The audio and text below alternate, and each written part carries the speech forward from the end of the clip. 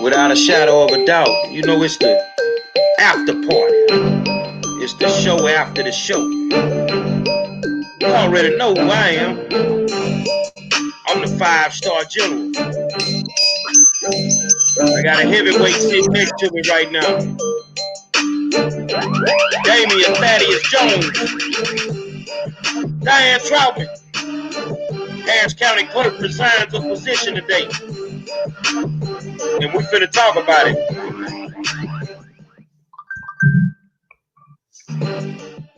Say, man, what's going on? It's the after party. That's what I call it, Damien. That's what I call it, the after party. Okay. Happy to We be here. exactly. Thank you, brother. I appreciate you stopping by. It's always good to work with good people. Yeah. Let me just say first, 5-star general, the only 5-star general, man. It's a pleasure to be here with you. I watch your show every night when I have time, when me and my wife and I eating dinner. But you bring people the raw, the real, high quality information, the stuff that you don't get on mainstream media. So just want to appreciate you for what you do, and just appreciate you for your passion, your real passion for the community. And so I love watch. I learn a lot from watching you. So I'm happy to be here and to talk about whatever tonight. Well, I appreciate it, Doctor. I do the same with you. I get to watch your podcast, and you're very, very informative, and you bring on some good people, and you're not afraid to ask that tough question. Hmm. So it's the same mutual respect from Absolutely. both sides. Absolutely. Now today, something came across my wire. I think you saw it. That's why we sitting here and we about to talk about it. The Harris County Clerk Diane Trautman resigns her position, supposedly because of health issues. Hmm.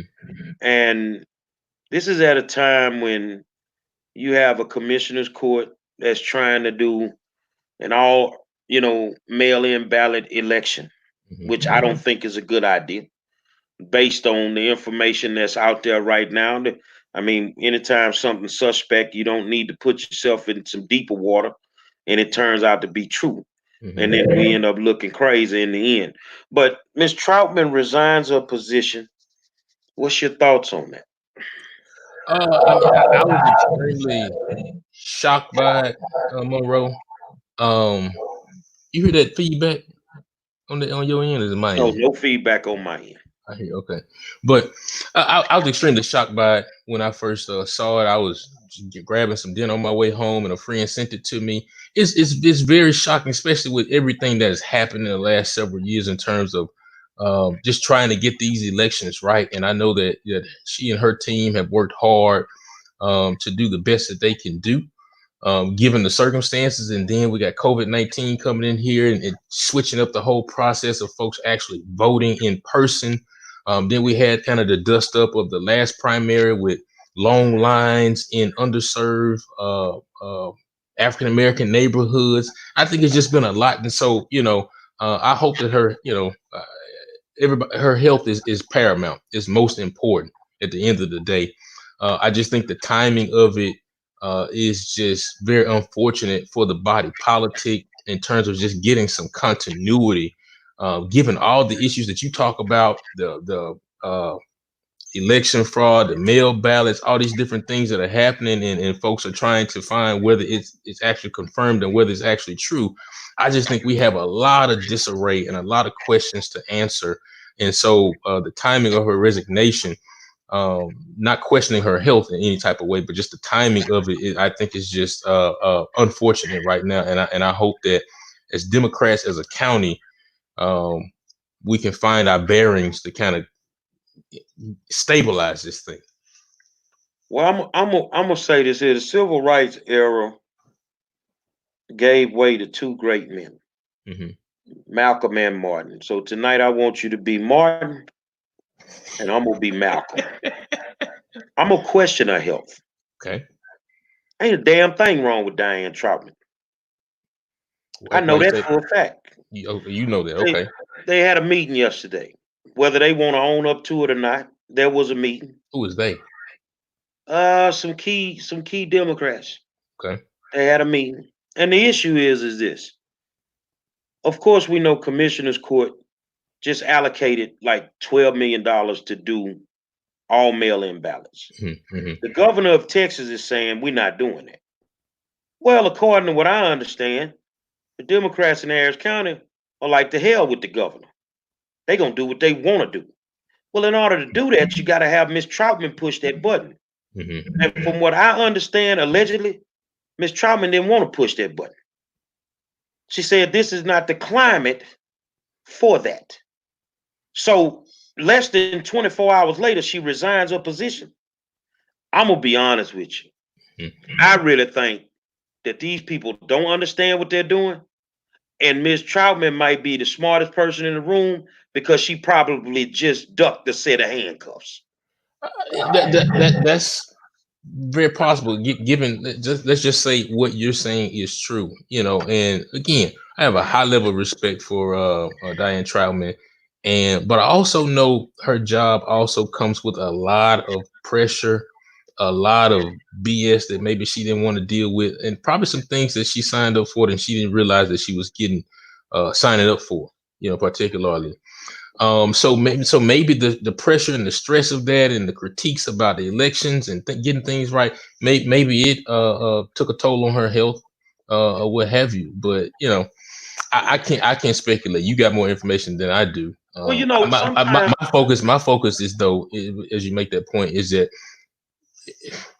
she's resigned. From the press release that I read from the county, that County Judge Lena Hidalgo accepted her resignation today.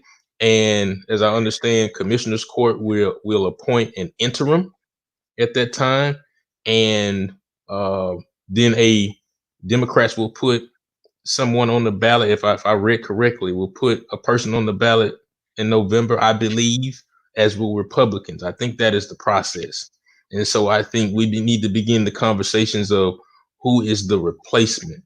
And for those that are Democrats, who's the replacement for Diane Trautman? And I know Republicans are sharpening their knives on their end to try to figure out their strategy for that as well. well, you're right. I might have a little bit more information than you. And the thing is the Democratic Party in Harris County right now is a total mess. Mm, It's all jacked up. mm, I mean, why would we want to do all mail-in ballots when there's the speculation of mass cheating with mail-in ballots? mhm. It doesn't make sense. I'll be And honest then with when, you. and then I, when you anger somebody like Paul Bencourt on the Republican side, man, Bencourt a big dog. He ain't finna have it. right. Well, I'll tell you, I have my reservations, about um, everybody using a mail ballot. Given that we are in a tough situation, given the COVID-19 scare, but as a Democrat, I have some real concerns as to, will everybody get a ballot? Will people be able to return those ballots? I think it will greatly decrease the turnout. I think there are going to be some real issues. Hell, we can't even getting people in person in line right. And so I So have some real concerns about this mail ballot process. And I know that we will try to do our best to get it right. But this will be the first time utilizing it in mass like this, and there are going to be some hiccups. And I just pray that those hiccups don't cost us an election in electing good people, if we were under regular circumstances. So I have some real concerns about it, and I hope that we can fix those things. great response, Martin. But let Malcolm tell you something. That my only concern with it is if they allow this to go on with these mail-in ballots across the board, there will be mass cheating on the Democratic side. That's what it will be. As far as how would an election go with the pandemic, it probably would go smoother than it went last time. We can social distance at the polls. Mm, We can still walk into the buildings and be 6 feet apart and go vote. mhm. Why we need to change how we doing things? Because they know in some key races right now, they're gonna get their asses kicked. They're gonna get their asses handed to them. So in some key races. So what better way to do it than go on and do the ballot thing and try to make this happen? Now I agree. I really want Diane Trautman to be in perfect health. I never wish bad health on anybody. But when you make stupid decisions, you can give yourself a mental breakdown. Let me give you an example, Ms. Trautman, like what you did in the last election, where you allowed Lily Sector to run the election, which is illegal. You should have never done that. I don't know who told you to do that, but you turned the whole election over to Sector. And that's where when you say we had voting polls that were closed, precinct chairs being fired the day before the elections. No, you did that to yourself. See, when you don't do it right, these are the problems that you run into. So I'm not comfortable with an all mail-in ballot, but I'm gonna be honest. You know, when the house is on fire, you got to get up out of there sometimes. but think And I about this. think the house is on fire right now. Think about this, Monroe. Just staying on the mail ballot tip for a second here. What have you heard about the census and the participation in the census this year? I ain't really been hearing too much. Because it's not been great so far. I mean, you know, COVID-19 has hampered returning in, filling out that document, and turning it back in, right? So if we're having issues getting folks to turn in a simple census paperwork to just say, "Hey, I exist, I'm living," I think there are going to be some real challenges getting folks to turn back in those mail ballots. And then you given, as you Yeah. talked about, given the way things have been done with mail ballots in Harris County, and given the new attention to it, and folks are talking about criminal investigations and things of that nature, and revolving some people. I just don't know if it's going to be the same fervor there. And I think it may, I know you don't care either side, Democrat, Republican, you don't care. You just about what's right. I understand that and I respect that. But just, me as a progressive, as a Democrat, I think it may jeopardize some good seats and some good opportunities in electing some good people. So I just hope that on the logistical side, that we think through the process and do our best to get it right. Well, I'm glad we're here because you make a great point. When you could elect some good people, Mm-hmm. who are they? What good people you talking about? What race? Oh, that's a real question. That's a real Yeah, question to that's a me. real question. What Well, race? well, What are good people at? not to well, let me say this, Monroe. I know you may think overall everybody's corrupt and and those type of things, and I get it, right? 98% of them are. Nobody's perfect. Nobody's perfect, right? But um, you have some opportunities on the bench. We got to make sure we have good progressive thinking folks on the bench. I mean, you raised hell about Brittany Morris. We got to make sure we get Brittany Morris in there as well. I think, is she unopposed in that deal? I'm not sure in November. Yeah, But she's unopposed. okay, well, she's gonna be fine. But there are some other races from a legislative standpoint and from a judicial standpoint that we got to make sure that we still get those people in there, because they're going to have some Republican challengers. I can't go down, let's give you names, but I'm just concerned that we'll go backwards if we don't do this thing right.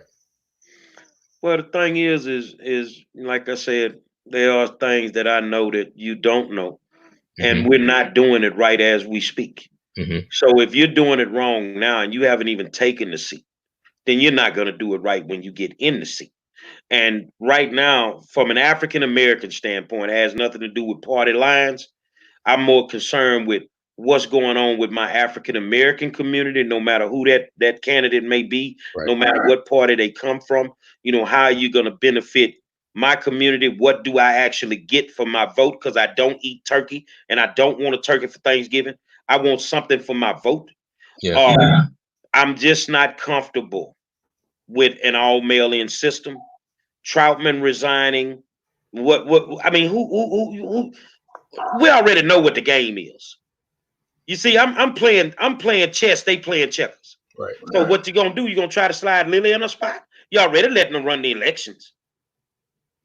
You see what I'm saying? So that's not you saying that, that's Gary Monroe saying that. Right. You're gonna try to put Lily in a spot. This ain't working. Right. And we could have more as a people if we did things the right way.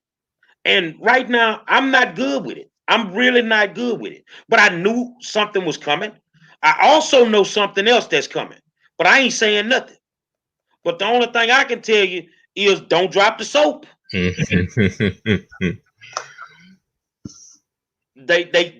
need to practice not dropping the soap. Because sometimes, you know, the one thing I learned a long time ago from the game, you got to know when to stop. Right. You got to know when you'd have made enough money.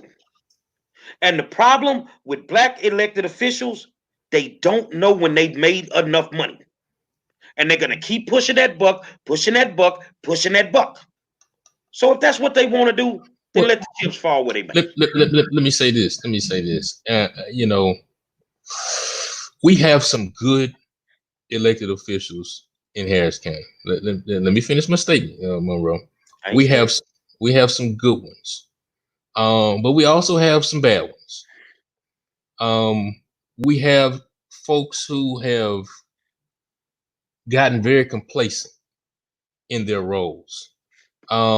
Here's the thing, and I'll say this. Here's the thing about, and I love my community. I love black folk. Been fighting for black folk all my life. That's all I want to do for the rest of my life is stand up and speak up and fight for black folks, the underserved, the underprivileged, poor people, so forth and so on. But in our community, we have this thing like idol worship to our elected officials, right?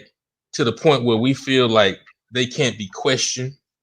And then they take on that mindset as though they can't be questioned, or nobody can run against them. And I have been in some conversations where folks have talked about running against black incumbents of some sort.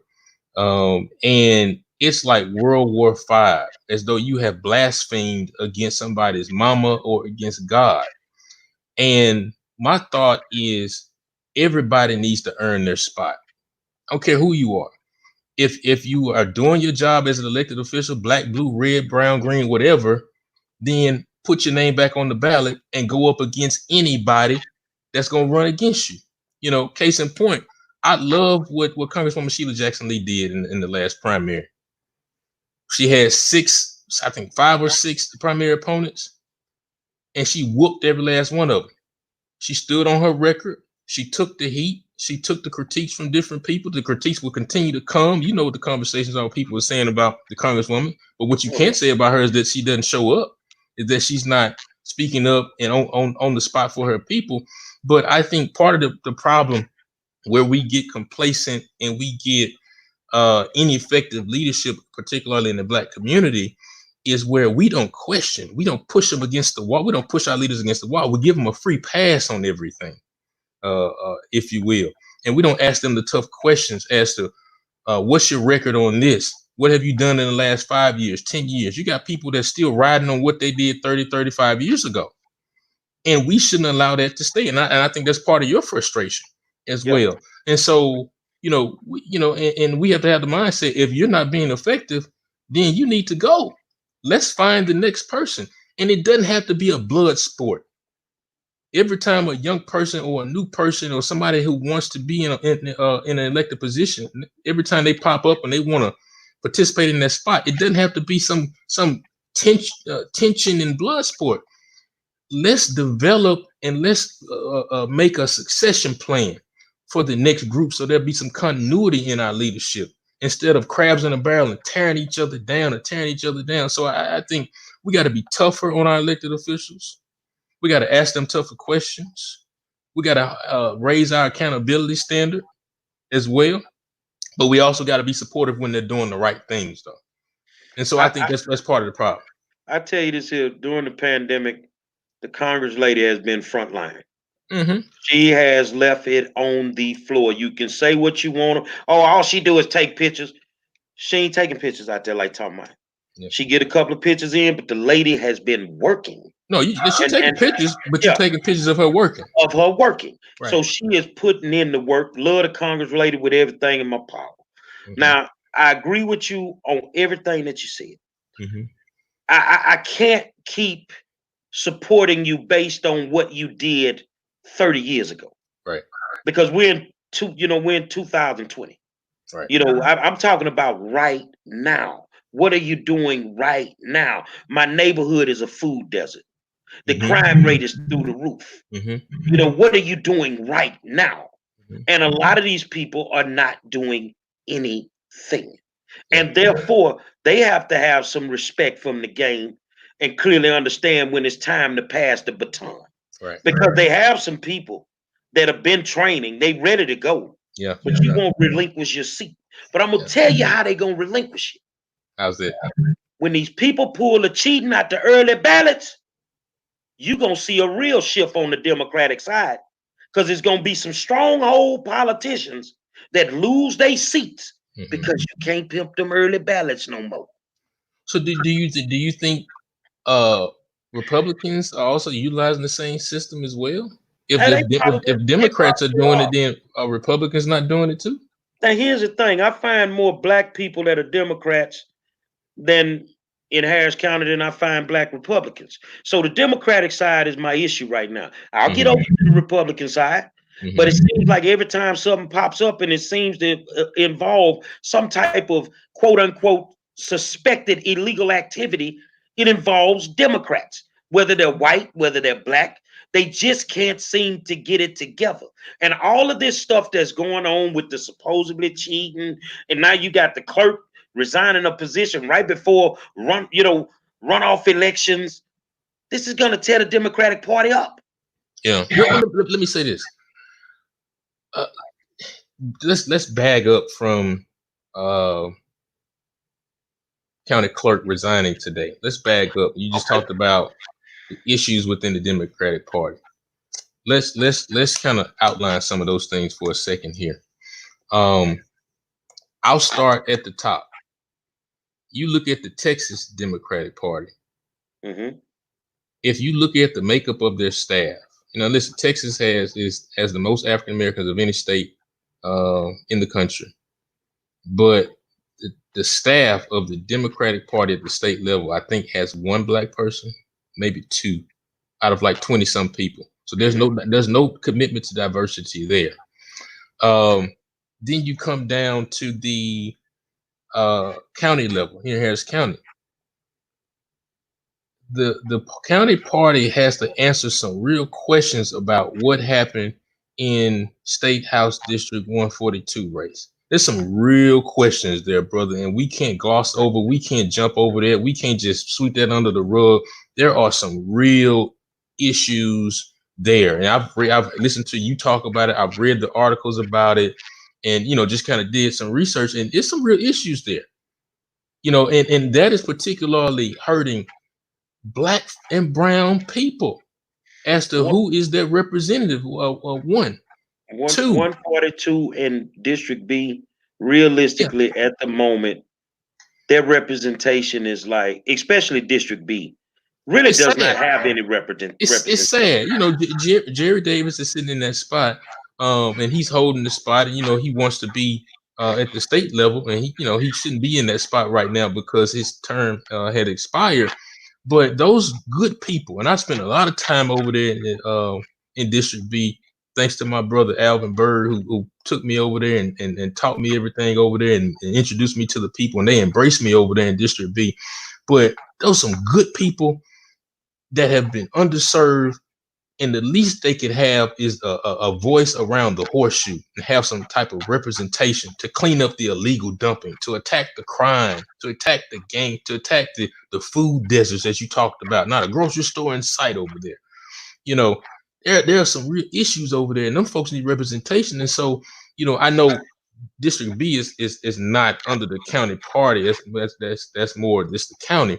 But there are some real issues when you talk about what happened with George Powell. People may disagree with George Powell or whatever, what he does on the bench, but that man got the short end of the stick. And when you look at the issues, and then you look at the case with Brittany Morris, that is an atrocity. That is an abomination. What is being allowed to happen to that wonderful young woman who put her name on the ballot, and now she's being attacked. And all those things should have been cleaned up on the front end if our processes and our logistics were tight on the front end. So George Powell, Brittany Morris, 142, there's some real questions that have to be answered over there at the Harris County Democratic Party.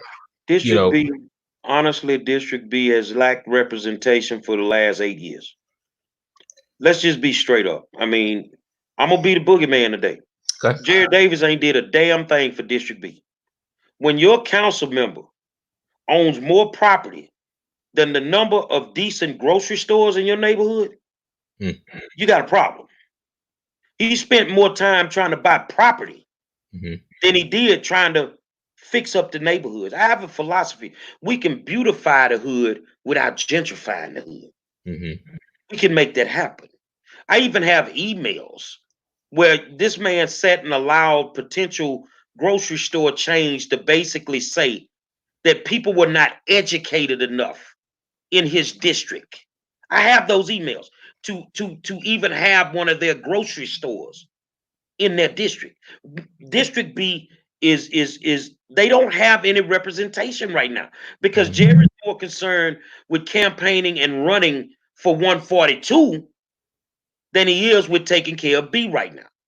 And the longer that B is held up, is what it is. You hear him say it all the time. This is taxation without Yeah. representation. Yeah, it looks like they probably won't select anybody until maybe November, given everything that's going on now, which is really a disservice to that community.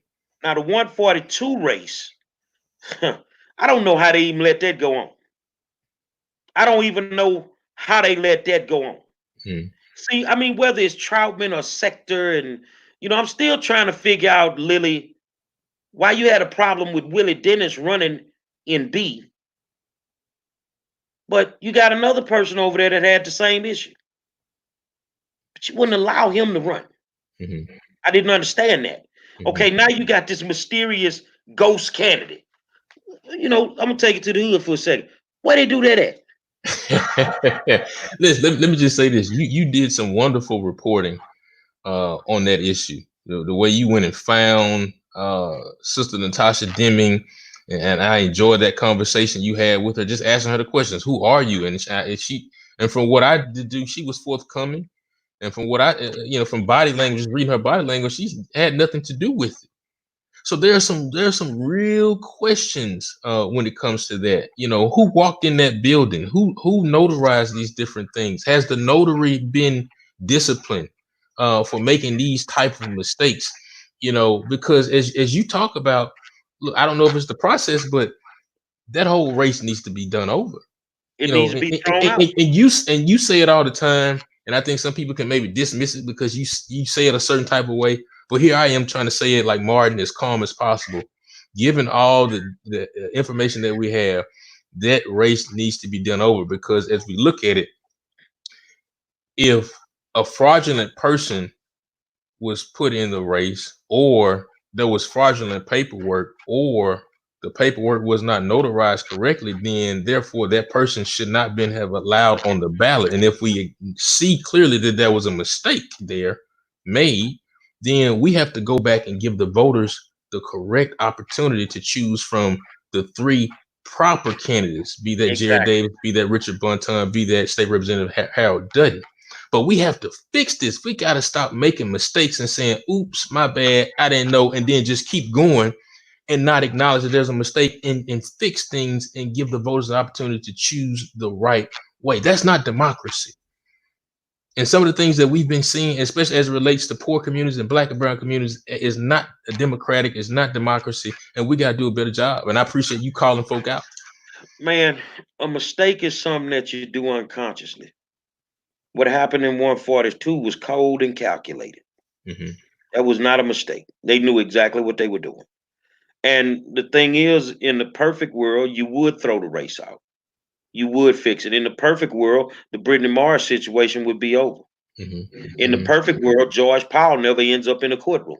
Right. You see what I'm saying? It's just too much that has been done. But in our political world in Harris County, we know If you in politics, you know who the players are. Mm-hmm. The ministers, your big time politicians, your precinct chairs, your super neighborhoods. Mm-hmm. You can't tell me all that was done by a little white girl to some black politicians and the black regime ain't know it was coming.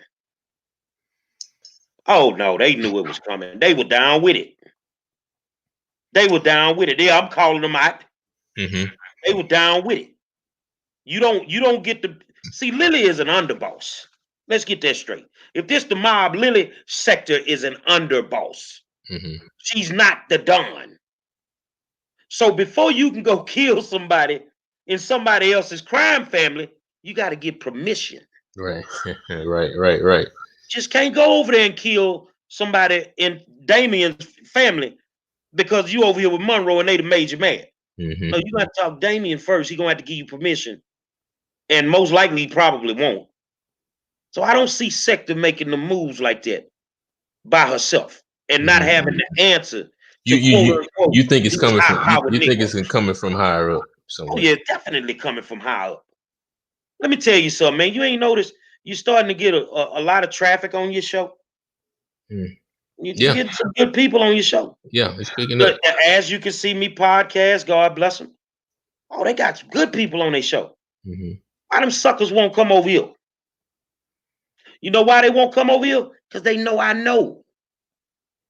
They scared I'm gonna ask them tough questions. Mm-hmm. See, because I know the questions to ask because you guys don't know the information that I know. Mm-hmm. And I want them to keep running because I'm gonna keep blasting them. I'm gonna keep blasting them. And I'm not going to ease up at all. It's not gonna happen. Yeah. So I just feel like some races I'm like you. They got some dynamic people that's running on both sides of the ball, Democratic and Republican. You know, one of my favorite Republicans is Michael Kubash. He's gonna stop by the show. People like, man, you love Kubash. I say I got love for him because he in the hood more than the black politicians in the hood. I like Kubash too. I like Kubash Kubash. good people, man. Yeah. Next time you pay one of them red light cameras and they don't work, thank Michael Kubash. Yeah, I like Kubash. Yeah. So I mean, they got good people on both sides of the ball. You feel what I'm saying? But I just think that the Democratic Party is a mess right now. And whoever the big dogs are, you know, y'all need to sit down. Y'all need to have a discussion. You need, especially if we are in violation of the law. Mm-hmm. Because I'm gonna tell you something. You people can't handle me. You've never seen anything like me. What you could do is call over there to HISD and ask them what it feel like when Monroe lock on you. When I lock on you, I ain't gonna let you go. I'm gonna keep coming until I get you. So I'm telling some of y'all right now, I'm outfitting you for some Gucci handcuffs. Because what I know that you've done, you should be under a prison cell.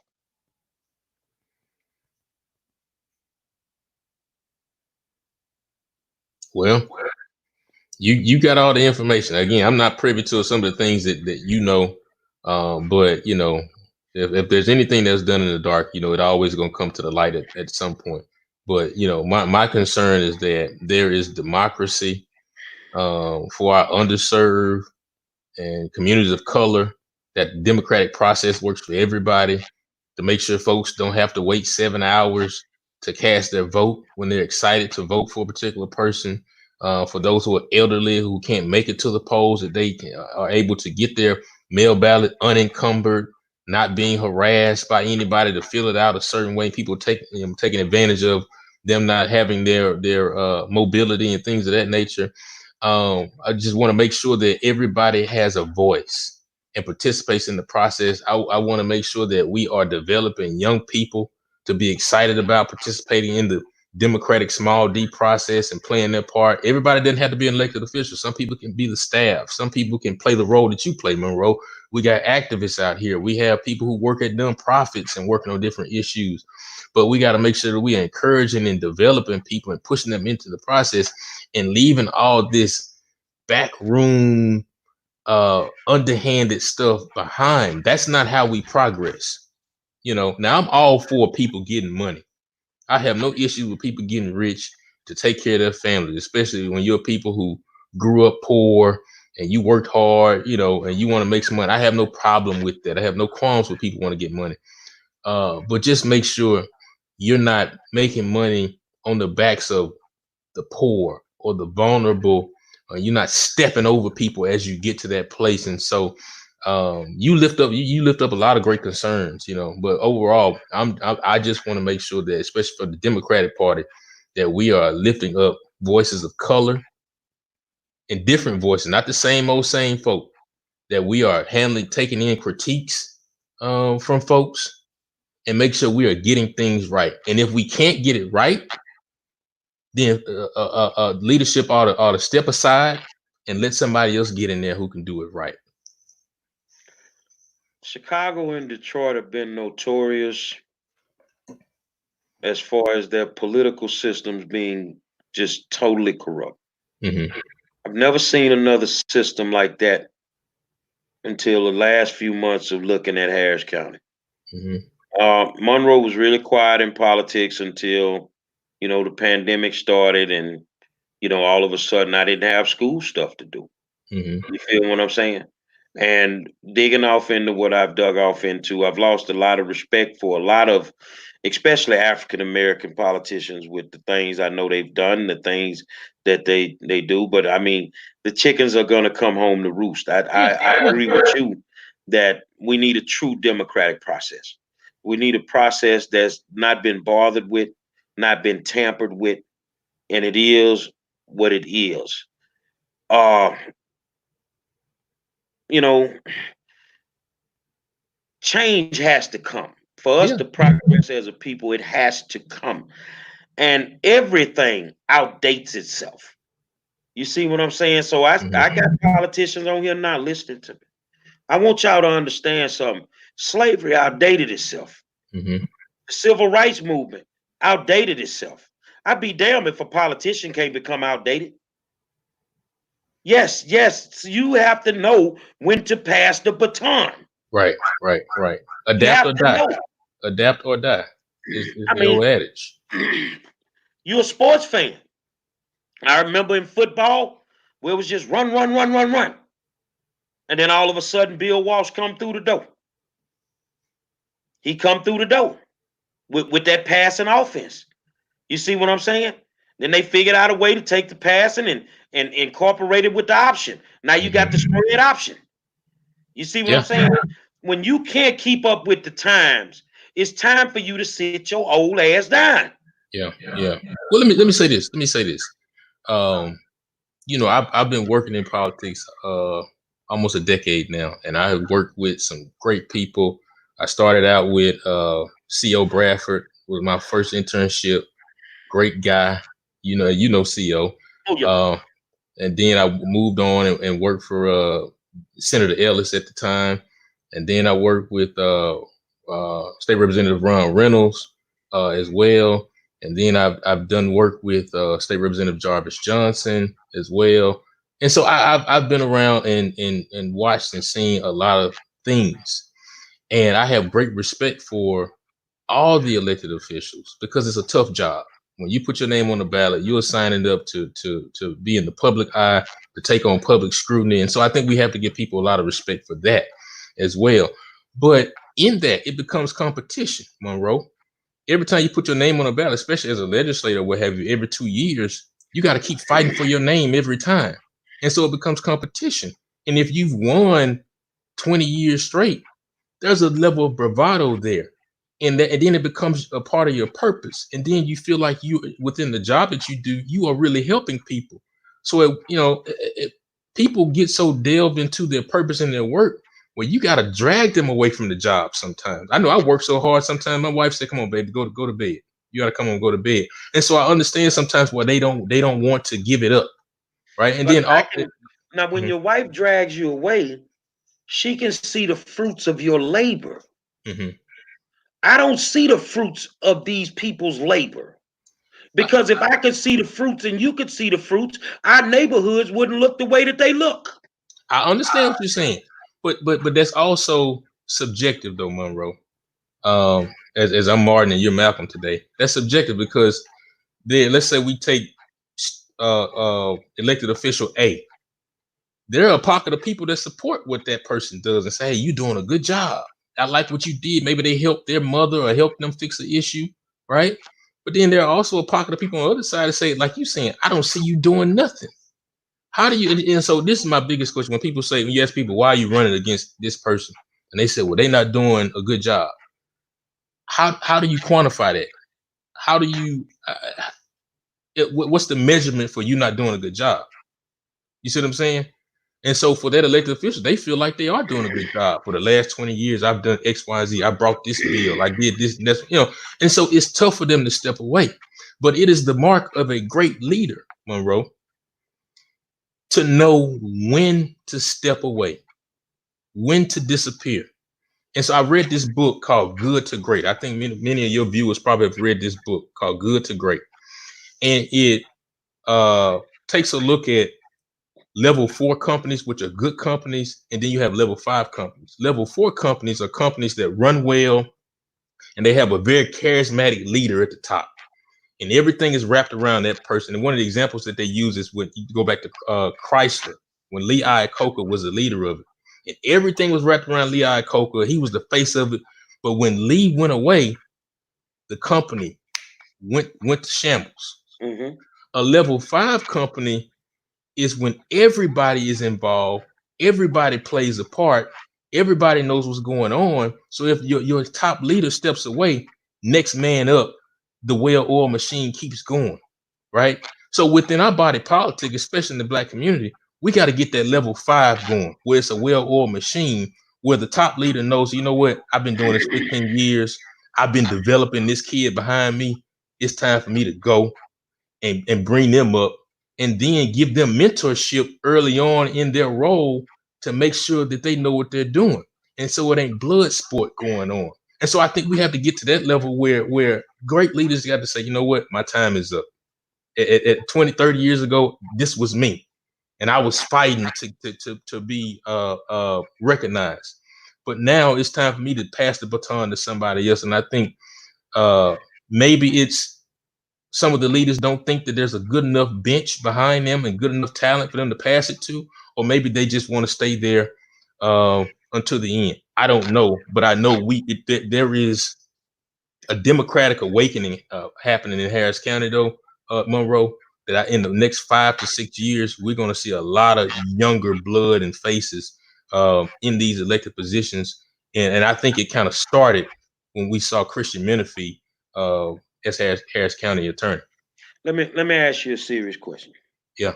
If you know me, if you know my history. If I ran for school board, would you vote for me? Depends on who you run against. Wanda Adams. Would you vote? You had to choose between Wanda and Monroe. Would you vote for me? I'm not answering that one. I'm not answering that. I'm not answering that because you are wonderful and Wanda is wonderful as well. But y'all both bring something to the table. But watch this. They didn't vote for me. Mm-hmm. But everything I told them was going to happen in a 2-year span, it happened to that school district. You're sitting here looking at the man.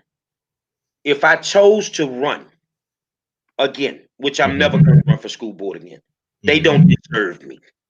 That's how I feel. There is nobody that's sitting on the current school board that has more knowledge and expertise on how to be a school board rep than Gary Monroe. Every aspect of the schooling system I've touched in my work. I've sat in those bond meetings. I've had to negotiate for schools that I had nothing to do with to make sure that those kids got what they needed. Mentoring programs, bringing in programs from local universities to help the schools. You see what I'm saying? Everything. I understand the finance. Yeah.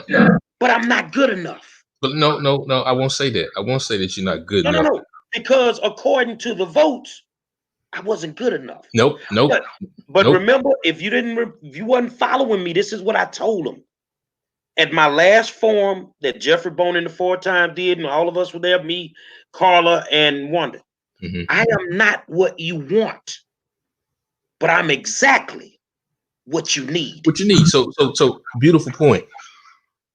I know a lot of smart people that would be great legislators or great elected officials, and they have the heart for it. They have all the knowledge, but can't. They aren't great campaigners. Okay, and there are two parts of to get elected. You got to campaign to get elected. And then once you get elected, then you can govern. Governing and campaigning are two different things. You may be a great governor. Monroe, I think you would be a great from the government standpoint if you were in elected office, because you think a certain way, you dig for the details, you have a passion, you're no nonsense, and you're going to hold people accountable. You would be great on that side. But we got to learn how to campaign to the audience that we need to get our votes. And sometimes our delivery may not be the best delivery to gather votes. And when you vote, when you running for office, man, you got to say some things that you might not care to say. You got to scale back some things. I was just reading an article before we came on where they were talking about as a hidden picture of Obama shaking Farrakhan's hand. And I love Farrakhan, but Obama knew that he had to scale back on their relationship to get elected so he could govern. But had that picture stayed out there, he probably would have got elected, right? And so I think, you bring a lot to the table, but I think people, and there are a lot of other people that I know I can sit and talk to that maybe have run for office, didn't do well, but that doesn't take away from who they are and what they bring to the table. We just got to learn how to campaign and our campaign infrastructure to get us in there. And I think if you had a robust campaign infrastructure around you, I think you would do a community a lot of justice, within the elected position. Well, I can tell you, I'm gonna kill all my political aspirations right now.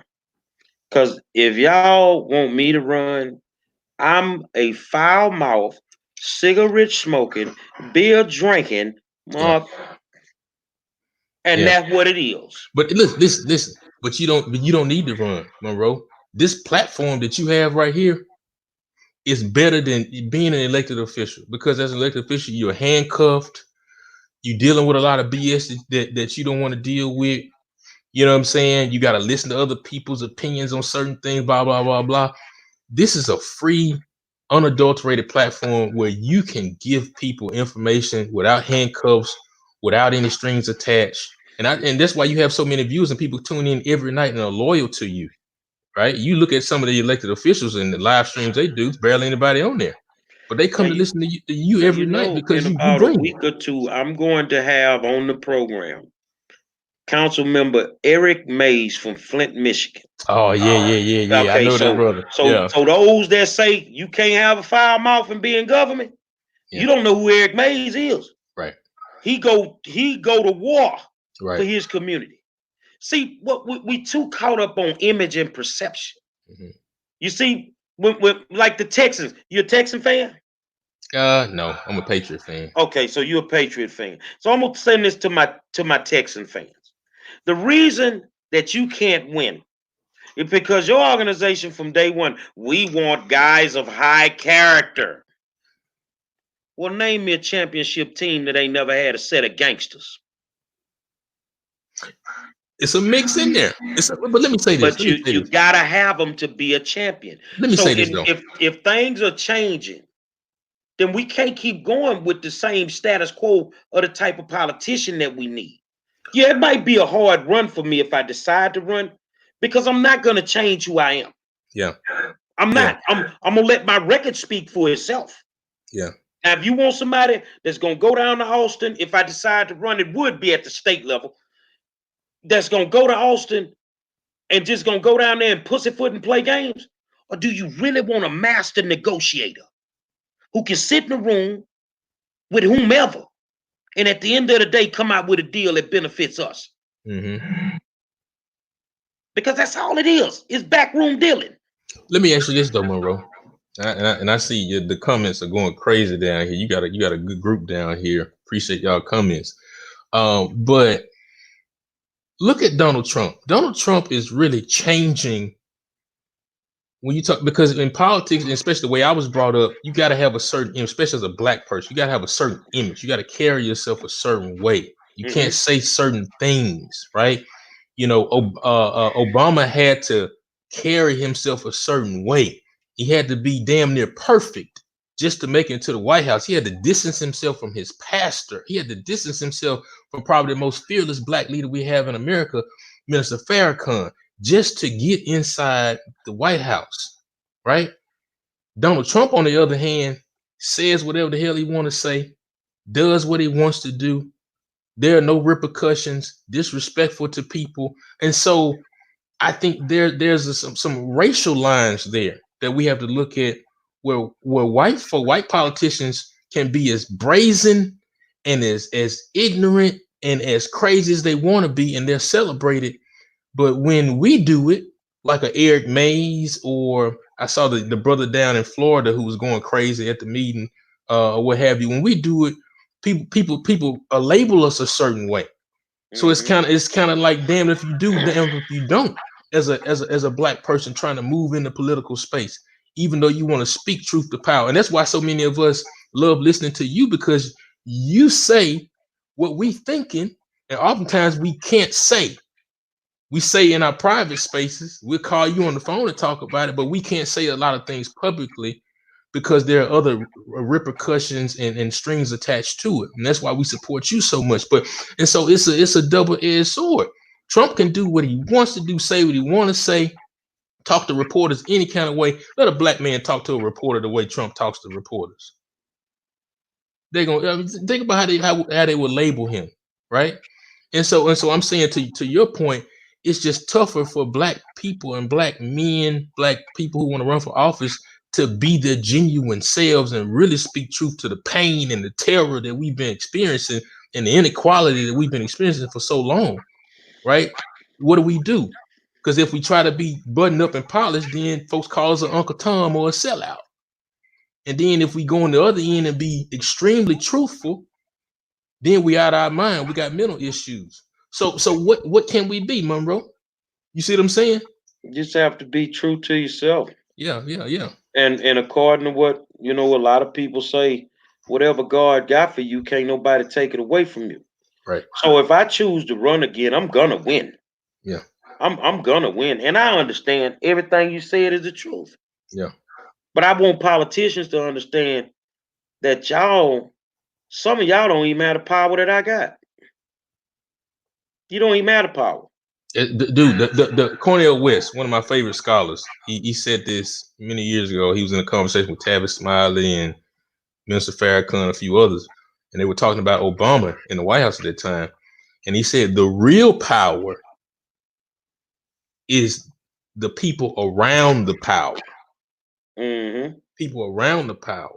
There are folks who say County Judge Lena Hidalgo isn't making decisions. It's the people around her that are making the decisions, right? They said that about Obama. It's the people around Obama, the cabinet, the advisors, that are making the decisions. And so, as you talk about the power that you have, especially the media has so much power, dude. And what you're doing, I mean, you got all the power. You got a lot of power. Well, when you brought up the county judge, um, and I know they watching this, so I'm gonna just be honest with you, Miss Hidalgo. It's time to go back to the playground. I think you're in over your head. That's just my honest opinion. Too many inconsistencies with decisions that you have to make or that you've made. Too many inconsistencies. You have to stand firm on what you believe in. I believe when this pandemic started, when you shut the rodeo down, you should have shut Harris County down. If we'd have done that, we'd have probably been past the curve and been back up and running. But you slow poked on it. So I get it. It's not that I don't like her personally. I don't know Yeah. her personally. I just know, people say, well, if Obama was in office and all this was going on, none of this would be happening. Mm-hmm. Because some people are just built to handle pressure. Yeah. Some people can't handle that. And you can see that some of them actually crack under pressure. So, I just feel like where we are right now with the Harris County Democratic Party, Mm-hmm. it's got to be massive changes. Yeah. What's going on right now with this lady resigning her position? All the foolishness that went on with Judge Proud, Brittany Mars, 142, District B. We are the laughing stock of the country. Yeah. And it's going to get worse when all this voting harvesting that finally is going to be proven comes out. You might mess around and turn But, Harris County red. but here's my thing though. You know, I've been blessed to be in some good leadership roles in my career. You know, I've worked in DC. You know, I studied at Harvard and got a certificate on leadership some years ago. And leadership means that you won't be perfect. There are going to be bumps in the road. You're going to make mistakes. And so, on the one hand, as we talk about County Judge Hidalgo, she's never been in a role like this before. And so that's why I don't publicly criticize her, because it's a learning curve for her. It's a tough spot to be in. She signed up for it. I don't know if there's much of a playbook that she can learn from. And I think she's doing the best that she can do. Can she do a better job? Absolutely. And I think she's learning as she goes along. When it comes to the Harris County Democratic Party, if mistakes happen, just fix the mistakes. Own up to the mistakes. Raise your hand and say, and your people respect you more. Say, hey, I made a mistake. I'm so sorry. I messed up. We got to get this right. Let's start getting it in motion, and let's put things in place to make sure it doesn't happen again. The problem comes, and the distrust comes when people don't own up to the mistakes, and when they don't fix the mistakes, and when they try to pass the buck off to other people, right? You know, and according to what Diane Trautman said in her statement in Commissioner's Court, as I think you talked about it earlier, is that Republicans and Democrats, the party leadership agreed to what polls would be where, how many polls would be where. And apparently, Democratic Party agreed that there would be less polls in highly populated, underserved Black and brown areas, which caused those long lines. And then, when asked about it in reports, you pass the buck and say Republicans did this, that. No, if you made a mistake, just own up to it and let's fix it and let's move on. But I have a problem when I see Black folks getting screwed. That's when I get angry. That's when I have a problem, because we've gone through enough. You look at what's happening with Ahmaud Arbery, and in what's happening in Indiana with those folks and other situations. We go through enough crap, man. I can't stand when people screw over Black folks, and especially when people screw over Black folks' ability to vote. I have problems with that. And so let's own up to it as leaders, and let's get it right, and let's fix it. I see my friend Bobby W. Scott. He said leadership, making mistakes going forward, acknowledge them, and keep on moving. I'm gonna put that comment up. I want to say this, Bobby. We come from Jackie A. Senior High School. You come from the era with Pat Patterson. I come from the era with Luther Booker. The one thing we knew when we played the game, and he was teaching us the game of life through the game of football, that when you're on the sidelines and you are screaming to get in the game, that means you practice your behind off. You saying, I'm ready. He's going to put you in the game. When you get in the game and you mess up, you come to the sideline, coach, I know I missed my block. He don't want to hear that. County judge, I don't want to hear it. You wanted to get in the game. Mhm. You make a lot of money not to make the mistakes that you made. And that's all it boils down to. So my question would be, if the county judge was a Republican and was making these same mistakes, would we be as patient with that person? No. Hmm. Not if we gonna be honest. Good They question. tear the same way the Republicans tearing Hidalgo alive, the Democrats would tear the Republican alive. I'll say this here. If you are not ready to be in these positions and deal with this pressure, don't take the job. Because you don't just get to lose right now. When you make your mistake, Miss Hidalgo, people get to lose their lives. We can't come back from that. Let me ask you this: what's the biggest mistake you think that she's made? She ran. She wasn't ready. One of the biggest mistakes that I think that she made was when she didn't have a problem with Trautman coming into commissioner's court admitting that she turned the last elections in November over to Lily's sector, which was a violation of the law. She could not allow that lady to run those elections. So when you bring up the issue of the polls and how the long lines, that was a byproduct of you allowing somebody to run them that shouldn't have never ran those elections. And that's what it is. That was the biggest problem I saw. But if I'm looking at the overall biggest problem, she ran. So I'll say this, and I'm glad you kind of brought this point up too. I firmly believe in anybody's democratic right, small d, democratic right to run for any office. For any office, right?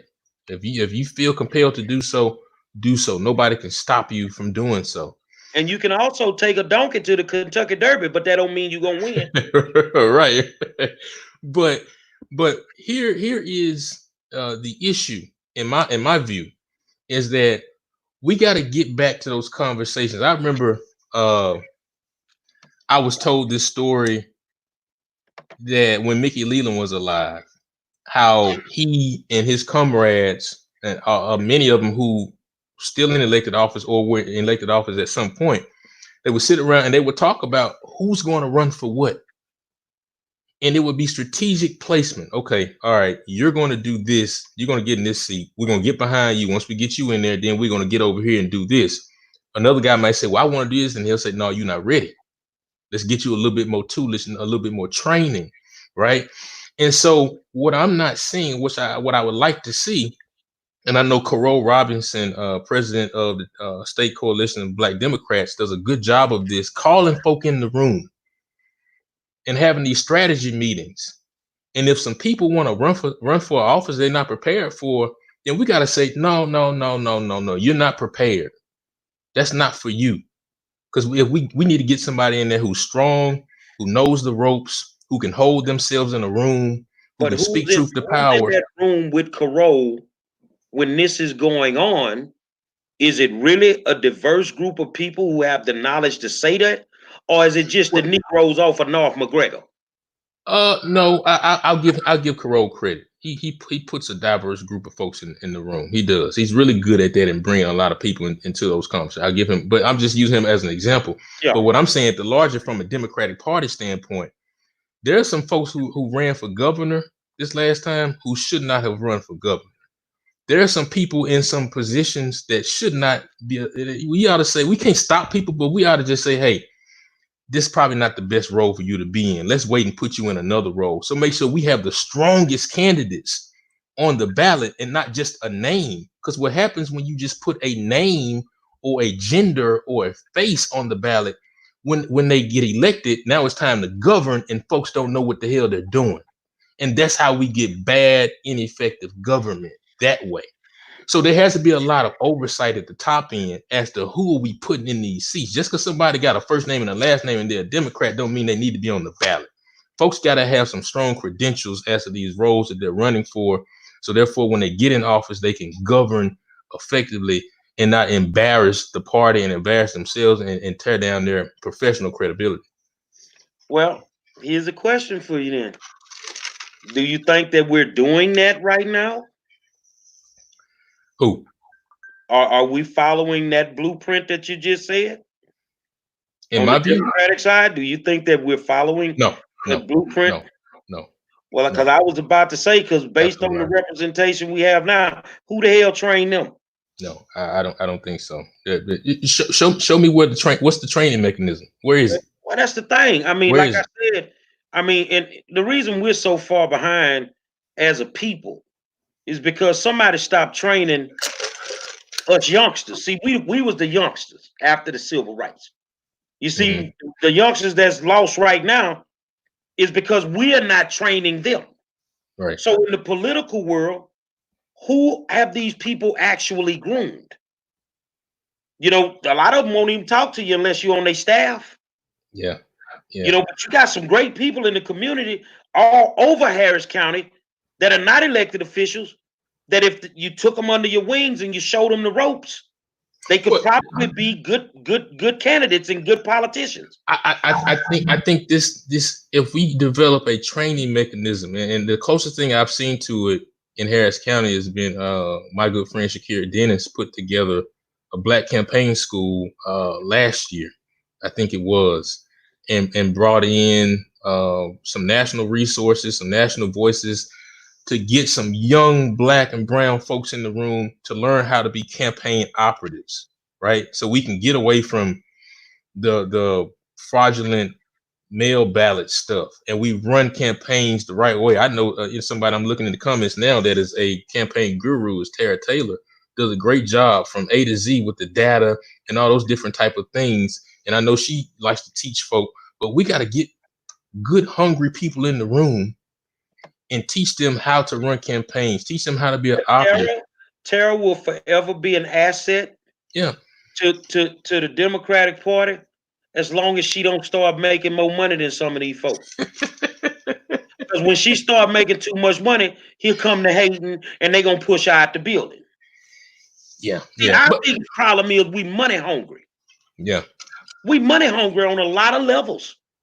So therefore, we can't get nothing done. As I said before, nobody trained me. Hmm. When I ran for the school board, I was ready. That's why I could tell you everything that was going to happen in 2 years. And in 2 years, everything I said on the campaign trail happened. Yeah. Every single thing. Because it's not rocket science. As hard as they try to make it to be, it's really not. What's that? Everything that we talking about, the politics, getting the people ready, the whole nine. If you prepare them, It's not rocket science, Monroe. But with anything, you can't just fall out the sky and just start doing it and think you're doing it right. You know, well, guess what? You got a few of them running around here that's supposed to be some party bigwigs that seem to have the mind of a bag of rocks. I don't know who you're talking about, but that's what I'm saying. Like there isn't. If I want to drive an 18 wheeler, I got to get trained. If I want to be a cop, I got to get trained. You know, if I want to be a teacher, there's training involved, right? Exactly. If I'm gonna walk my dog down the street, there's training involved. If you want to be a cop, But when it comes to democracy and exercising your most fundamental right to vote and all the things that come around it, there's no training, and but then we surprised when we get mayhem, chaos, and just dysfunction because there's no training going on from with candidates who are getting ripped off. you have people that want to train, but everything you just said, if you want to be a cop, there's training. If you want to be a heart surgeon, there's training. If you want to drive a truck, there's training. Mm-hmm. Nowhere in that training that you named did you have to continuously kiss somebody's ass. To be a politician, for these people to train you, you got to be willing to kiss their ass. If not kiss their ass, kiss their ring. Yeah. And I'm not kissing their ring. Put Tara's comment up. Put Tara's comment up right now. Which her one? latest comment. This last one? Yeah, her latest. There you go. Yeah, I mean, to that point, too many people are jumping these races and wasting everybody's time and money. Like there's a person in a race that's in a race that they well, I don't think they know it, but it's clear there's no path to victory for them. But they should be using those resources to bundle money and raise money and push it toward helping other people who actually have a chance to win. And so we got to get in these rooms and have frank conversations with people and say, well, they say, well, I'm thinking about running for this. Hell no, you ain't. No. We're going to get behind this person who was within 5 points this last time around. Let's get them a kick and refine some things and make sure we get them over the hump and to get victory instead of having a whole bunch of people. You know, if you have 100 people, actually 10 of them are actually good, and then you got 90 mediocre people. That does us no good to do that kind of stuff. So the training piece is so important. Candidates have to know how to run for office. Your passion ain't gonna win for you. Everybody got passion. Everybody want to help the community. No, they don't. This is a science, man. This is a science. There's an art to campaigning, to elections, to politics, and you got the human side, and you got the I'm going to help people. But then there's also a logistical side that people overlook, and we got to make sure we get that stuff right to make sure we can deliver on the resources and what people need. Now, if you ran, I would vote for you. If Tara ran, I would vote for Tara. A lot of people that I know that they're already doing the work of a public servant. I would vote for them because they already put the work in. But I got a problem with these jack in the boxes. The ones that just pop up out of nowhere. Yeah. They pop up out, ain't did nothing for nobody. Now all of a sudden they singing in your Sunday choir. These the ones that they support. But the ones of us that do the work, we don't get the support. But I'll say this about Houston though too. I'm from Jackson, Mississippi, so I'm not from Houston. I moved here about 10 years ago, and just had to roll my sleeves up and work and earn my respect in the game, right? But what I'll say about Houstonians is that they know who you are. They know if you've been in the community. They can spot a fake in a heartbeat. They can spot an empty suit in a heartbeat. And so for people who want to be empty suits and fakes and put themselves on the ballot, Houston will show you. And Houston is loyal, and they can sift through the BS, right? And so as we talk about these lackluster people being on the ballot different times, Houstonians know how to sift through that and make the right decision. And honestly, and I'm kind of glad that this straight ticket voting stuff went away, to be honest with you, because now people have to stand on their own too. And I'll just go here. 2018, the Beto effect. Beto helped put a lot of people in office. And the people think that same wave is going to be there this time around. It's really not, because Beto created a certain energy, and it just brought people out that we've never seen before, right? And I don't think it ever be duplicated again. And so we have to be real mindful about that. Be real careful about that. But that Beto effect was really strong, and I don't think it'll happen again. And it really put a lot of people in office. And I hope that they are, sharpening their skills in terms of their profession to stay in office, because I know in 22, folks are going to be gunning for them. Well, could you imagine me sitting on the city council horseshoe with some of the things that have happened to Mayor Turner? Let me show you how that would work with me. I'm sitting up there, and of course I would have my old Yates t-shirt on and my hat turned backwards, because I don't do suits. City council. And then and somebody come up there, and Mayor, you just paid your homeboy $90,000. And I lean over to that mic, nigga, what you did? What you just did? Say, man, we need to holler at you in the back. See, I'm gonna tell you something. You gotta know when to step on somebody's toes. Because the mayor can't fire you if you're on city council. Yeah, he can play with your budget. He can mess with your budget. But hold on a second. The mayor didn't put you in that seat. Those people did. And I'm not picking on the mayor. I'm just using him as an example. Right. I really think he's doing a good job through the pandemic. Matter of fact, I've said that stuff time. Let me go there as you brought that up. Let me talk about Mayor Turner for a second here. Man, y'all can say what y'all want to say about Sylvester Turner. That cat is consistent. Consistently in the middle. Wait, let me say this. He's gotten us through Harvey, and now making through this pandemic. He's had to make tough choices that have been unpopular, and I get it. That's part of leadership, making tough choices that ain't popular. You ain't gonna make everybody happy, but as Black folks, we can critique our leaders, but we also got to make sure we support them and lift them up. And he is doing a good job, especially like you just said, in this pandemic, keeping people calm, getting information out there, answering folks' questions, being as transparent as possible. Because I mean, how many mayors have seen catastrophe like this within a matter of 3 years or so, and still holding strong, still keeping this city together, on top of the forces from a racial standpoint that want to come at him and attack him from all sides, right? So I want to give him credit. I want to give him credit. Now we can critique our leaders. Don't get me wrong, nobody's above reproach, but let's make sure that we also lift them up and give them credit for being a strong leader. Nobody's perfect. You can always do things better, but I Now, do I do I do want to give him credit for that. I sued HISD last year, and the one thing the judge told the district, he asked them, we went to the Fifth Circuit, they pushed it back down and told him, you need to fix this. This is not right. He said, so you don't have a problem with Mr. Monroe coming in and saying all those nice things about your district officials. Oh, no, we don't have no problem with that. But you got a problem if he come in there and he say something bad about him, right? Oh, yeah, we can't have that. He say, well, I'm sorry. So as many kudos as you could give the mayor, great. I can't take away any of his accolades.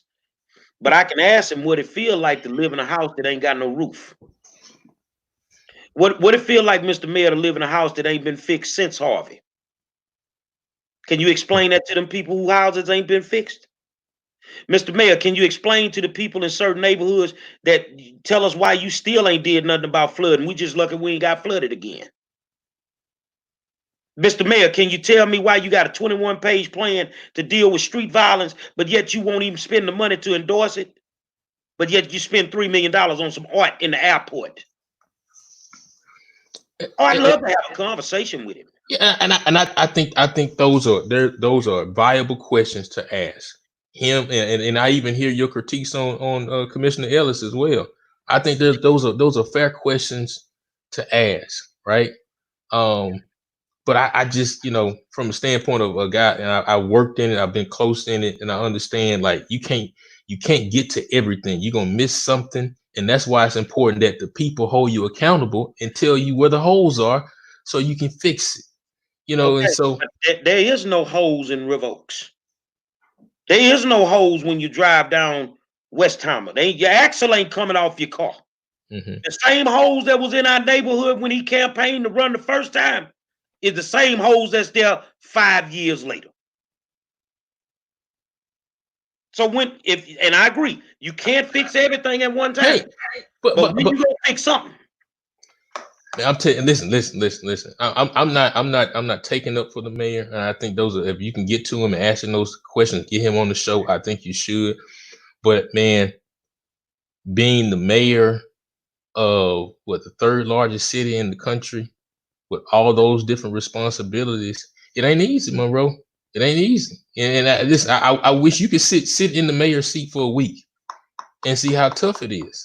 It's not easy. It's not easy to be a city council person. There's a lot of responsibility there, and if you ever to get on the school board, you're not going to be able to get to every parent that contacts you, every constituent that has an issue. It's going to be. Let me say this last point. Let me say this last point, because I even hear you when you talk about people hitting you up to fix certain issues or bring certain things to light. You say, "Man, I got too much on my plate right now. I can only handle one thing at a time."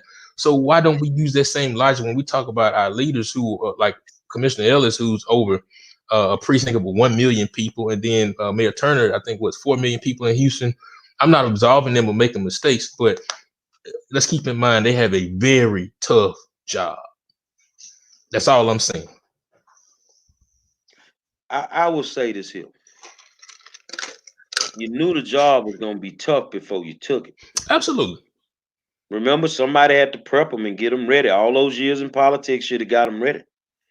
And you got to wake up every morning. You got to put your boots on. You got to put your hard hat on. You got to go to work, and you got to accomplish the goal. You cannot do everything in one day. That's not going to happen. But you also can go in and you can make something happen every single day. Now, if I was on the school board, I could honestly tell you. Well, first of all, when I campaigned, I knew the job of a school board representative. So in the forums, you couldn't just ask me any question. Because if it didn't fall under my job scope, I'm not answering that question. And I'm going to explain to you why I'm not going to answer that question, because that's not the job of a school board representative. So if I campaign, I'm going to campaign only on the things that I know I'm supposed to be doing. I'm not going to make promises about stuff that I can't do. And that's the biggest problem I have with politicians. They'll get out there and they'll say anything. And then when they win, these people are going to try to hold them to that. Mm-hmm. But knowing full well that never fell under their job scope. Well, but I think there's a responsibility on the people. We got to stop this idol worship of elected officials. Oh, no question. And we got to hold them accountable. We can celebrate their victory, and as soon as they get in office, we got to hold. I mean, there's this kind of tension between Dr. Cornel West and Obama, and then I love Dr. West, and he always talked about he did events and he helped get Obama elected. But then once Obama got in office, he critiqued him just like he would critique anybody else to hold him accountable, so people won't get complacent, right? And then we don't have impoverished communities.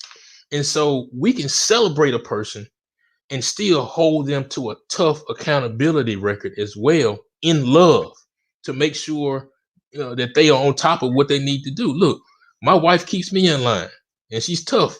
It makes sure that I stay on the straight and narrow and handle my business. I do the same for her. I have friends who keep me accountable, who keep me on the straight and narrow. I know you do as well. And if we're not doing that, if we're not holding our elected leaders accountable and asking them the tough questions, what are we doing? We're not doing our part as the body politic. I mean, elected officials aren't the end all be all. They count on the people to tell them where the issues are, what needs to be fixed, how we can do things better. Now, there are some who don't listen and don't take in that input, but we have to do it all together. And so when we critique our elected officials who have a tough job, let's make sure that we're doing our part beforehand to talk about these issues and say, hey, there's an issue over here. Can you get to it? Let's fix it. And once they overlook it for so long, then we can raise holy hell. You see what I'm saying? But let me ask you this quick question, Monroe. Sure. In your opinion, who's the greatest black legislator in the state of Texas in the last 30 years? The last 30, I'm 52, so 20. I've not been impressed with hardly any of them. Okay. That's fair. I'm being honest with you. I'm not, and honestly, to be fair to everybody, when Obama ran, I didn't vote for him. I knew he would be handcuffed. But at the same time, 8 years later, I didn't feel bad about it either. That's your prerogative. That's your right. That's your right. I don't think anybody should make you feel bad for not, if you don't feel compelled. I just think, and I'm gonna tell you, some of my legislators right now that I like, because I've done work with them. Ron Reynolds, my man. Right. That's my man. Yeah, that's my dog there, man. I ride or die with him. Got a lot of respect for State Rep Harold Dutton. It's in front of you, Thompson. I've never had the pleasure to work with Jarvis. Heard good things about him. But these are people that I've worked with. That I've stood on the state capitol steps fighting for change with State Rep Dutton. You feel what I'm saying? Anytime I need Ron on any issue, he's always there. He's a true public servant. Right. So I got great admiration for Sheila Jackson Lee, and we fell in love with her through this pandemic. Right. We fell in love with her through this pandemic. You can't tell me nothing bad about the Congress lady right now. Right. Nothing. I don't want to hear nothing. You get to fight with me about Sheila Jackson Lee right now. Right. Now, some people that I feel have the ability to do better because it's just in them. Mayor Turner.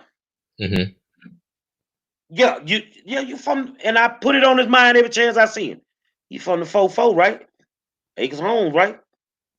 You're supposed to be doing a whole lot better than what you're doing. And another guy that I really admire, State Senator Boris Miles. I love Boris because Boris got a fly ass mouth. And he don't give a damn. He gonna tell it to you, and he don't need your campaign money. So he ain't gonna bow down to you. He gonna fight. He gonna do what he needs to do. You see what I'm saying? Now, some that I'm not impressed with, the county judge. Yeah. Trying to go back to the playpen. Now, that's the person you could use that as an example. She was not ready because no one prepared her.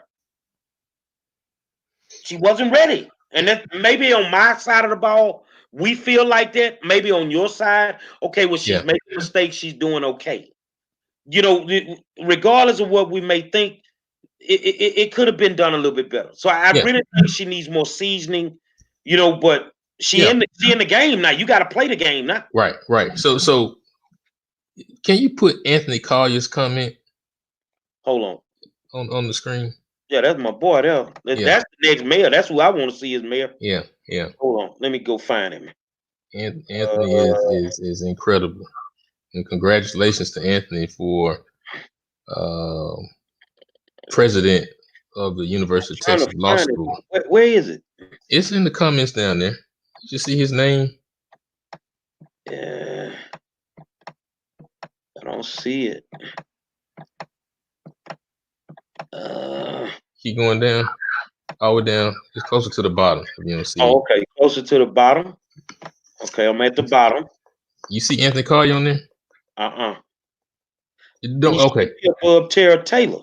Right. I don't know. Maybe I don't know what happened to it. Sometimes it loads slow. It's all right. But his comment, he was answering my question when I asked you who was the greatest black legislator in the last 30 years. In my view, is Rodney Ellis. You can say Rodney. You trying to go to penitentiary? Hold on, listen. Or you could say, you could also put a Sylvester in there as well. That's what I'm saying. When you're a leader, man, and you've been in office, you're gonna take your hits, and there's some people that's not gonna agree with you. But what we can't take away is the legislative work that they were able to do for over 20 years that have helped black people. You may not like their delivery, you know, they may have a nice living and they living good. I understand that. Oh, I don't mind that. That don't. Yeah. You know, one thing I'll say about Rodney is Rodney passed 600 pieces of legislation. Okay, but I'm just asking, what have you done for me lately? Well, listen, but mostly around criminal justice reform. And so, my thing is, if you want to beat him up over the art stuff, that's cool. But also go over there and acknowledge that the incredible work that happened in the legislature for 25 years too. Same thing with Sylvester. You want to beat Sylvester up over his situation with the firefighters and things of that nature, and Harvey and other things. I get it. That's part of democracy to lift those things up. But you also got to give him credit for what he was able to do on the appropriations committee in the legislature. What he was also able to do. Yeah, that's all I'm saying. I don't have no problem with the critiques. Senate Bill 1842. Sylvester Turner was a state legislator. So when everybody's out here throwing Harold Dutton under the bus for 1842, then I got to remember who signed that bill. Everybody signed that bill except Armando Wale and Garnett Coleman. So my schools are under attack because, quote unquote, our representation didn't read the bill. So I don't, honestly, between me and you, no disrespect to you, I don't give a damn if they wrote 475,000 bill. When you sign the wrong one, you lose all your brownie points with me. Right. Black schools are under attack because our favorite politicians didn't read the bill that gave them the death sentence. So let's go here. I'm glad you brought it there. Let's go here. You got a good group down here in the comments. Let's go there. So you saying great passed great pieces of legislation, and then that one piece really brings down your credibility. At the national level, Joe Biden was the leading voice on the 1994 crime bill. The leading voice on it. But he's the presumed Democratic nominee, and black folks are getting behind him lockstep to vote for him in November. Can we apply the same logic? Would you say the same thing about Joe Biden? What about Joe? I don't like Joe. Okay. I'm not voting for Joe. Period. When he let my homies out of jail, even the ones I don't know, I think about it. All it takes is one thing. You're a black man. You can put that suit on every day. You can get out there and do everything right. But all it takes is one mistake. And everything else ain't going to matter. Yep. Welcome to the world of OJ. He was good when he was jumping over chairs in the airport. The first time they thought he did something wrong, they reminded him, know who you is, homeboy. Right. So my thing is, when you have these jobs, you got to do it. You got to just make sure you're doing everything right. And like you said in the beginning, if you screw up, just own it. Just own it. Tell the truth. Let's move on from it. Mm-hmm. But don't try to BS me because I ain't stupid. I don't have Alzheimer's. You see what I'm saying? I don't have Alzheimer's. And as far as they're passing all of this stuff for justice reform. You know, with justice reform in Harris County comes a whole lot of grant money. Because now you need somebody to file to do all the requirements of the grant. Mm-hmm. Mm-hmm. And that's his good friends over at top who seem to benefit greatly off of it. Mm. So what I tell them, they may not like me, they may not like my comments. Mm-hmm. I will say this. I know far more than they could imagine. So that's why I can't toot the horn of some of these people. As much as I want to, I can't toot that horn. Because I'm the dude that did the opposite of what black people do. Black people try to come up and move out the hood. I was in the suburbs and moved back to the hood. Mm-hmm. I can't represent the hood unless I'm in the hood. Right. Respect That's for the that. way I felt. And plus, on top of that, I got tired of spending all my damn gas money going down there every day. Going out to Fresno?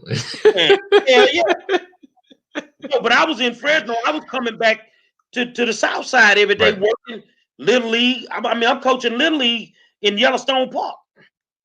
You see what I'm saying? So my thing is, and I'll say the mayor's not doing anything any differently than any other mayor's ever done. Right. Yeah, that's what I'm saying. Let's just put that out there. A microscope, brother. Absolutely. Cover your ass. But let me say this though too. And it's kind of my what I was speaking to earlier. We can critique folk, but we got to make sure we protect our black leaders though too. We got to make sure we protect them.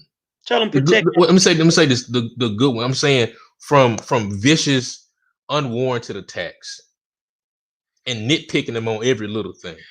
You see what I'm saying? Yeah, I remember I always talk about Dr. West. Dr. West said this about Obama. He said, I'm going to protect him against vicious right-wing Republican attacks, but I also have to correct him too. And so I think we can protect and wrap our arms around our leaders to make sure people just not tearing them down just because they're black, right? I think some of the tension coming from Austin, from Governor Abbott toward Sylvester, I think some of it is not warranted. I think there's just some political attacks there. You know what I'm saying? I said some of it is not warranted, right? Okay, so I'm saying we have to because they will pile on our people, and then we'll pile on too. Okay, well, do you feel Abbott was right to take the money back from Harvey? Come on.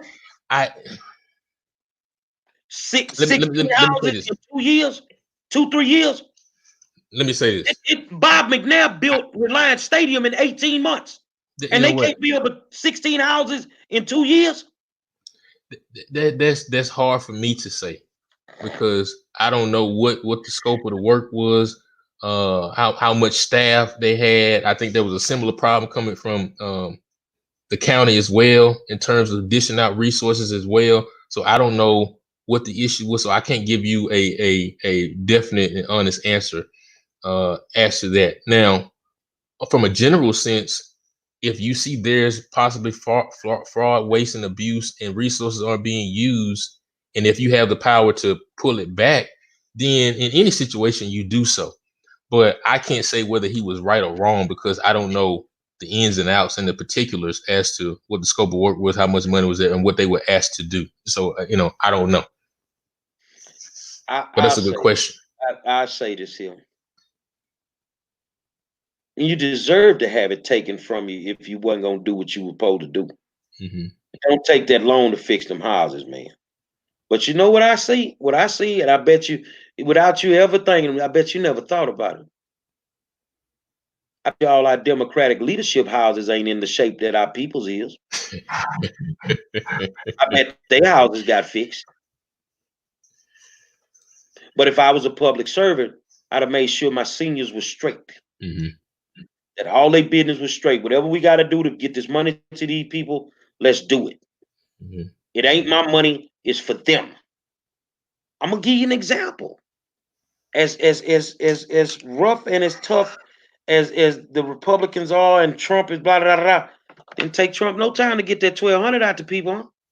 And that 1,200 came out quickly. Came Okay, out quick. quickly. But that's why now when I think about them, when they say reparations, don't tell me you ain't got the money. You can make it happen. See, that's why I'm a nonpartisan type of guy, because I put my foot in either one of them buying on any given day. And I think you should. I think you should. Listen, I think we should have excuse me, no permanent friends, just permanent interests. Exactly. At the end of the day. Yeah, and I think our people we get real wrapped up on this democratic stuff. I mean, but quite frankly, I don't know how much being a Democrat has also benefited Black folk as well. It hasn't. I think it's Not in just the a choice. years easily. Yeah, I just think it's a choice of where you need to be. Because guess what? Ahmaud Arbery was probably a Democrat, and look what happened to him. Yeah, and they trying to bash him as we speak. But you know, man, we need to get together like this more often. Yeah, man. Yeah, enjoy the conversation. Enjoy the Oh, no conversation, man. question. You know, Bobby just said Trump is trying to get elected and screwed up on COVID-19. This is my problem with Trump, the Republicans, and the Democrats. But really, it's a problem with the Democrats. Mm-hmm. It's just how I feel. You spent 4 years trying to impeach a man that you knew you didn't have the votes to impeach. You wasted time, you wasted money, and just couldn't just say, okay, he in there, we got to ride this out. Let's get it done. So let's go do the work for our people and see what we can get done for our people. You spent your time, your money, your resources, your manpower to impeach a man that you knew you didn't have the votes to get. Mm-hmm. And all it would take me to where we finna go now this November. So you can throw it up in the voters' face. That's exactly what you did. You know, I tried to get Trump impeached. It didn't work. You knew it wasn't going to work from day one.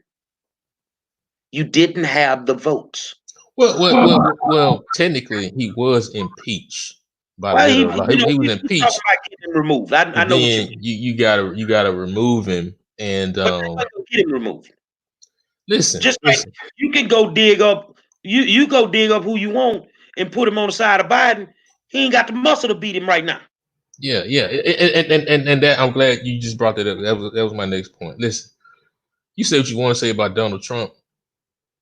He's playing from a different set of rules. He got a whole different playbook. His base loves him because he's authentic. None of that Mitt Romney buttoned up, none of that Jeb Bush stuff. He's authentic. He says what he wants to say. He hasn't been trained on how to be a politician. He's just a straight shooter, and he wants to win. So that's why he got that 1,200 out to us so quickly. But then listen, I would have done the same thing if I'm Donald Trump. I would have sent you a letter with my name on it too in an election year if I could, because I want you to know where that 1,200 came from, because I need these votes. He's working from a different playbook. The brother is buying ads on YouTube. He's buying ads on Facebook. You know, he's creating tension and attacking the media. His base loves that. And so you may not agree with him, but you know who he is, and he's polarizing. On the other hand, Joe Biden, if they call him Sleepy Joe, barely keep his eyes open. His live streams are not coherent. Oftentimes, Joe has to pick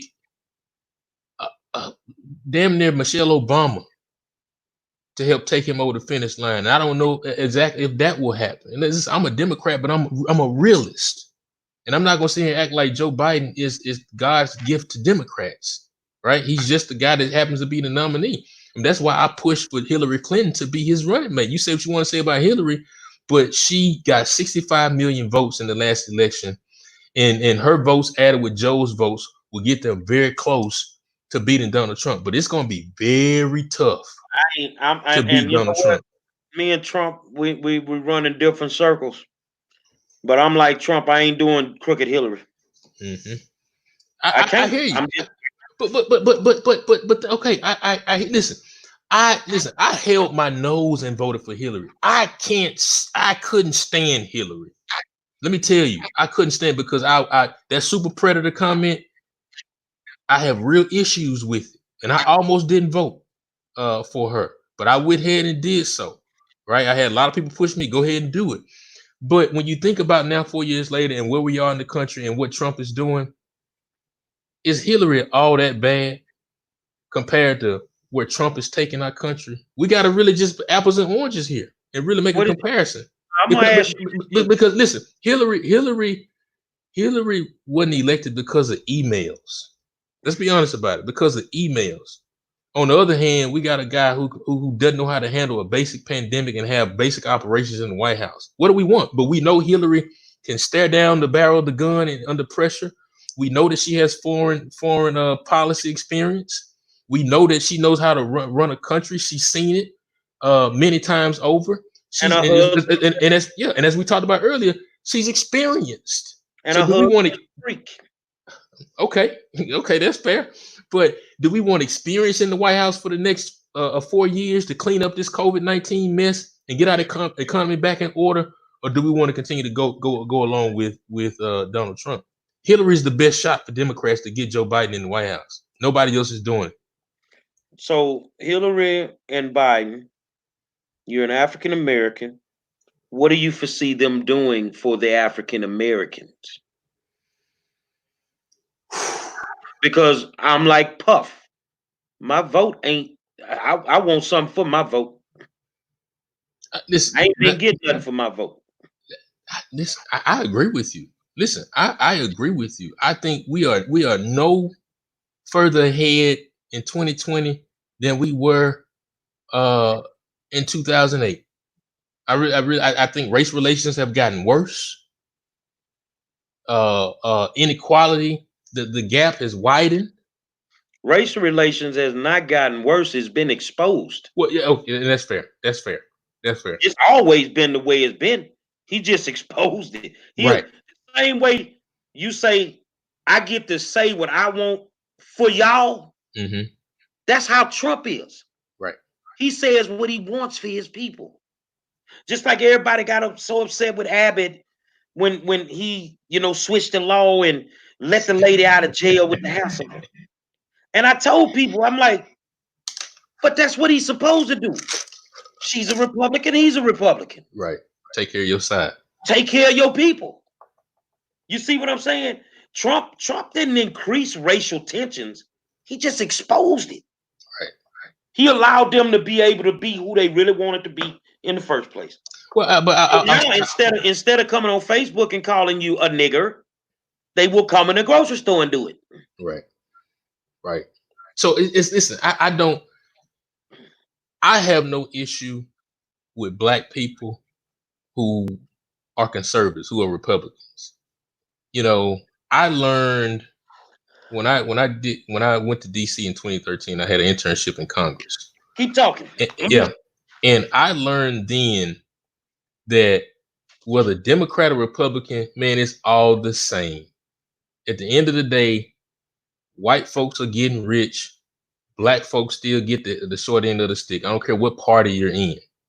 And so when I learned that, it really opened my eyes to a lot of things. So I don't know what Hillary and Joe would do for black folks. I really don't know. I can read through their plans and what they say they would do for black folks, but I just haven't seen a lot. And I think maybe there's a guy in Georgia, Vernon Jones, who decided to endorse Trump. I have no issue with that because because his point was the Democratic Party left black people, abandoning black people. And I can't disagree with him. So either he can have those feelings and say Democratic Party not doing enough for black folk, but I just sit here as a Democrat and just continue to just go along to get along, or I make a change and go over to the other side and try to find resources. We got to stop being beholden and so loyal to a party that ain't doing hardly nothing for us. We got to be loyal to our own interests and to our own selves and to our own families and to our own future to make sure that we can put food on the table, to make sure that we are respected, to make sure that those coming out of the criminal justice system have a fair shot, and it's just not lip service. To make sure that you talked about this on one of your shows earlier. Parental rights and fathers are treated well when it comes to seeing their children, when it comes to relationships and things of that nature. I hold Democrats to a very high standard, and that's why I enjoy the conversation that we've had today. But I don't know what they will do. But it's on Black people to hold them accountable and just stop giving them a pass. Let me just say that. I was about to go somewhere, but no, I don't know what they would do. I really don't.